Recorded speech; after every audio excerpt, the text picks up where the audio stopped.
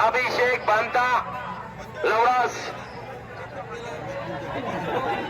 MP Madhya Pradesh क्रमांक शेवाय आणि मनोहररावजी Chavan Patil Karoli Chhatrapati Sambhaji नगरकरांचा लखान line clear हा लावाजोडी सध्यापर्यंत जनरल गटात पहिला क्रमांक 11 सेकंद 2 पॉइंट चला हंगामा या ठिकाणी स्वर्गीय विजयरावजी वाघ